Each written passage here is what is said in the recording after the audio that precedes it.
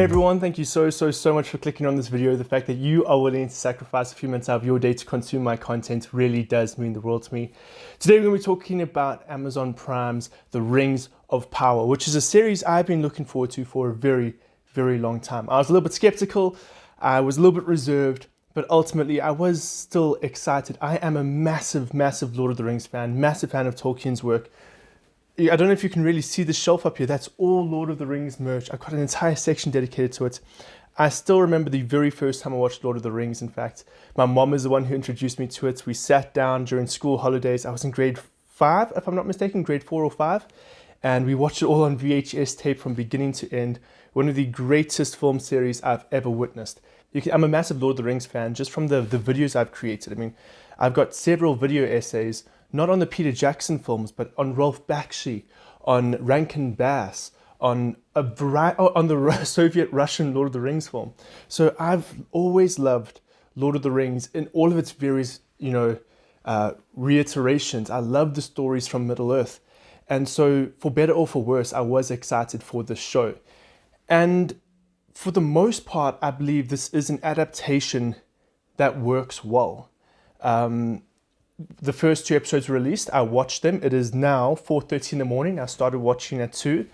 And I have to say, for the most part, it did a good job of bringing the story to life. I don't want to break down the story too much. I really don't want to visit story spoilers. But at the same time, I have to say, after 2 episodes, very little has actually transpired.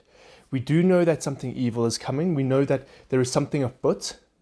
But after 2 episodes, which is 2 hours worth of stuff, we've kind of just been introduced to the characters and their motivation, which is a little bit worrying to me. I mean, I understand the Lord of the Rings films were long. And if you read the Lord of the Rings books, I mean, you just read and you read and you read, especially the Fellowship of the Ring, and the Hobbits still haven't left the Shire yet. So it's always been a pacing issue, in my honest opinion, when it comes to the Lord of the Rings and just getting the story moving. But I'm sitting here going, cool, well, what can I expect? We've had 2 episodes. I'm expecting something in regards to like motivation, captivation. And that's a big worry for me is, flip, are we ever actually going to get to the point where I feel stuck to the screen and fully engrossed in these characters and their motivations? Talking about the characters, I'm worried because after 2 episodes, 2 hours, I'm still sitting there going, I don't even know if I have a favorite character yet. I can understand some of the characters' desire on specific reasons why they're doing specific things, but I'm not sitting there going, flip, I really hope this character succeeds. And usually after a movie, after a series, even just after like a few minutes, sometimes I'm like, cool, this is a character that I agree with, this is a character I want to see succeed. And that hasn't really happened with this show. And I will say a lot of it comes from the fact that I'm a big fan of the Peter Jackson films, and there are a few characters that appear in both of these. But I'm just sitting there going, the actors are definitely doing their best and they're giving great performances, but it's very difficult to stop the comparison from happening. Peter Jackson's cast were phenomenal. They did a fantastic job. And so when you see this other cast taking their place, there is that little bit of, flip, I'm going to compare these characters, see if they work, see if they don't, which is allowed. I mean, you're allowed to compare characters from different properties. But you've also got to keep in mind that the characters we're seeing in the Rings of Powers are not the characters from the Lord of the Rings. This happens centuries before. So they're not the fully developed characters that we know. Galadriel is not the same character in the Lord of the Rings as she is in the Rings of Power. She's much younger. She's a lot more feisty in her portrayal as well. And there's a lot of characters where I'm sitting there going, cool, Caleb, you have to understand.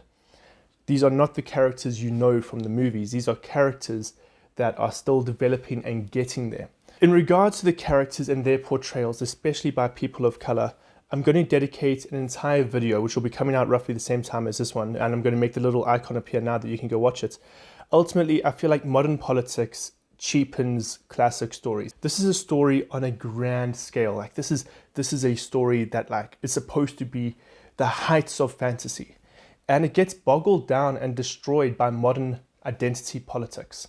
But I'm not going to break that down too much in this video. If you want to know more about that, you can watch my other video. But I will say, in regards to how this show treats identity politics and just gender politics and all of that, it does it significantly better than previous shows did, like Batwoman or even the new She-Hulk, where everything feels so incredibly forced and in your face. I feel like this show, despite having some problematic elements in my opinion, definitely does a better job of representing the world of Middle-earth. But yes, if you are more curious about my take on that, you can watch that video. I want to talk a little bit about just the overall scope and grand design of the show as well. It is good. It's good. The production quality of the show is very, very high. But when you compare it to other shows like Game of Thrones or The House of the Dragon, or even just the Lord of the Rings properties that came up before, or the Middle-earth properties that were directed by Peter Jackson, the scale and the grandeur of this series does feel shallow in comparison, which is a little bit disappointing because, you know, we're at the stage now where television is treated on in regards to, like, you know, its scale on the same level as our cinema going experiences. And so watching something like Game of Thrones handle scale better than this show was a little bit disappointing. Even The Witcher in many ways. I've got a lot of problems with The Witcher, but I felt the scale of The Witcher more than I felt the scale of this show. When it comes to costume design, again, it feels, it's good. It's of a high quality. But when compared to other shows in the same vein, it suffers a little bit. And I feel like that's the show as a whole. It is good. It's a good show. But when you start comparing it to properties of a similar vein or what came before, it feels like an imitation of that. And I feel like that's a great way to actually sum up this series. This feels like an imitation of the world of Middle-earth rather than an adaptation of it. But that's not for me to say whether... But guys, when I say that, I'm not telling you to not watch this show. I had a great time watching these first 2 episodes. I mean, I've had no sleep. I'm still awake. I'm still pumped up. I'm still excited. So it's definitely a show that's worth investing your time in. Just check your expectations before going in. Because if you're expecting this to be the most fantastic, most amazing, the greatest show you've ever watched, you're building it up to be something that it just isn't. But it is something that can be enjoyed. It is something that you can watch and enjoy. So yes, guys, that was my review for The Rings of Power. Good show. Not as good as what some may be expecting. Significantly better than what others might be expecting. I know there's a ton of controversy surrounding this show right now, especially in how it's going to be honoring the work of Tolkien. But I can tell you this. If you go in with a level mind, understanding that there are changes to the lore, then you're going to be having a good time. And that's something I really struggled with. Being a fan of Tolkien's work and understanding, you know, how its inner workings work, I had to go in knowing, cool, Caleb, they are going to be changing a lot. And when you go in with that self-realization, knowing that a lot is going to be changed, then it's a much better time. But guys, thank you so much for watching this review. I really do appreciate it. If you enjoyed it, please give this video a like. Subscribe to my channel if you haven't yet. And if you are curious about my opinions on identity politics in the show, do not be afraid to check out my other video. But guys, thank you so much for watching. You guys are awesome. You're the best. And I hope to see you again in another review.